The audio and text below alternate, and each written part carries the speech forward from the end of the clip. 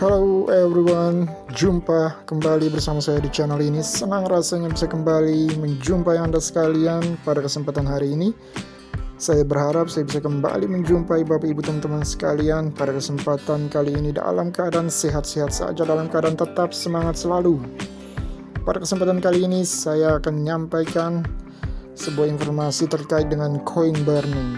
Jadi mungkin Bapak Ibu teman-teman pioneers selama ini berpikir, terlebih khusus untuk para pioneers by network yang mungkin baru terjun ke dunia kripto, mungkin akan berpikir dan bertanya-tanya dalam benaknya, kira-kira faktor apa saja yang bisa mempengaruhi kenaikan harga dari sebuah aset kripto itu. Jadi ingin saya jawab terlebih dahulu di awal pertemuan kita pada kesempatan kali ini, yaitu faktor yang paling menentukan adalah faktor pasar. Jadi market trust, kepercayaan pasar lah yang akan menentukan sebuah aset kripto itu akan berkembang, naik, apakah turun. Jadi faktor pasar ini yang harus dipahami terlebih dahulu.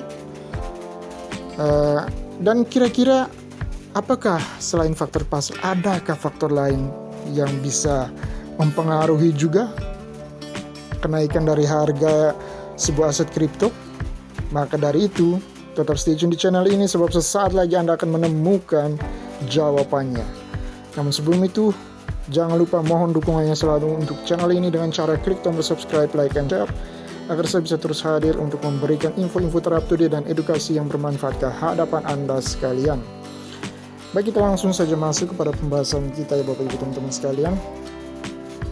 Jadi Bapak Ibu teman-teman sekalian, pada kesempatan kali ini kita akan membahas terkait dengan coin burning atau pembakaran koin.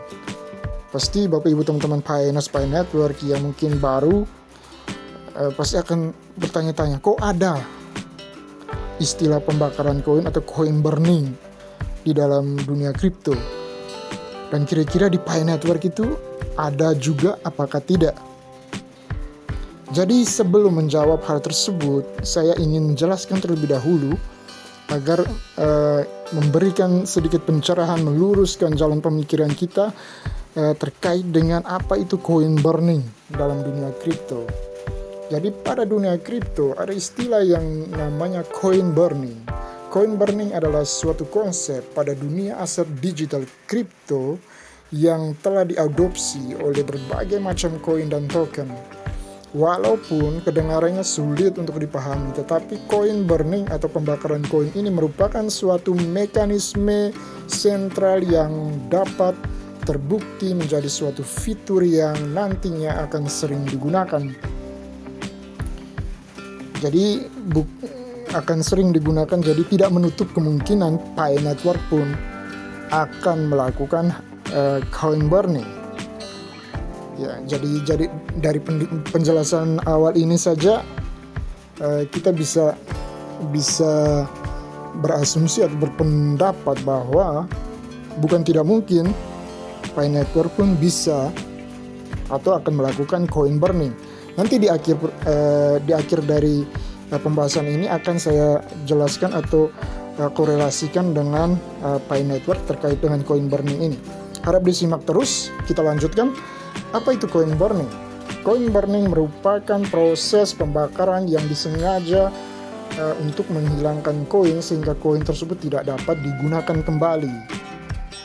Cara kerjanya proses coin burning ini adalah dengan melibatkan pengembang atau developer yang mengeluarkan aset digital kripto tersebut. Untuk melakukannya, signature token akan dimasukkan ke dalam wallet yang tidak dapat diambil kembali.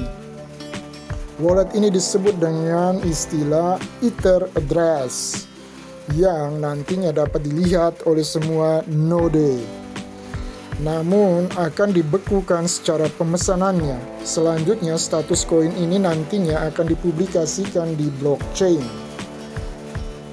Ada beberapa cara dalam proses coin burning. Caranya tersebut bervariasi dan ditentukan dengan tujuan dari burningnya. Beberapa pengembang akan menggunakan pembakaran dalam satu kali tahapan setelah ICO selesai untuk menghapus koin dari suatu token yang tidak terjual dari peredaran. Lalu ada juga yang lebih suka melakukannya dengan beberapa tahapan, seperti Binance yang melakukan proses coin burning setiap 3 bulan. Pembakaran ini merupakan bagian dari komitmen untuk mencapai 100 juta token BNB yang nantinya akan dibakar. Stablecoin seperti Tether USDT akan membuat token saat mereka menyetor dana kecadangan mereka dan langsung membakar jumlah yang setara saat transaksi selesai. Mekanisme yang dijalankan akan berbeda-beda, namun koin yang telah melalui proses burning tidak dapat dipulihkan atau tidak dapat digunakan kembali. Koin-koin ini nantinya secara efektif akan dikeluarkan dari peredaran atau dikeluarkan dari sirkulasi dan dicatat secara publik dan pastinya dapat diverifikasi di blockchain.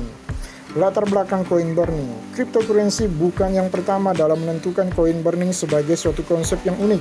Faktanya proses ini memiliki kemiripan dengan gagasan perusahaan publik dalam membeli kembali saham. Mekanismenya, perusahaan akan menggunakan uang tunai dalam membeli kembali saham biasa, sehingga nantinya akan mengurangi jumlah saham yang beredar. Pada proses ini, perusahaan meyakini nantinya akan memperkuat nilai saham dan juga bisa membantu dalam meningkatkan laba perusahaan. Meningkatnya jumlah saham yang beredar sedikit, maka rasio laba bersih terhadap saham akan menjadi jauh lebih tinggi. Alasan dan keuntungan dari coin burning mungkin bagi Anda yang pemula akan berpikir, kenapa ada orang yang mau membakar koinnya, padahal untuk membelinya saja membutuhkan dana yang tidak sedikit. Nah, ada alasan dan keuntungan menarik mengapa pembakaran koin atau coin burning adalah ide yang bagus. Alasan yang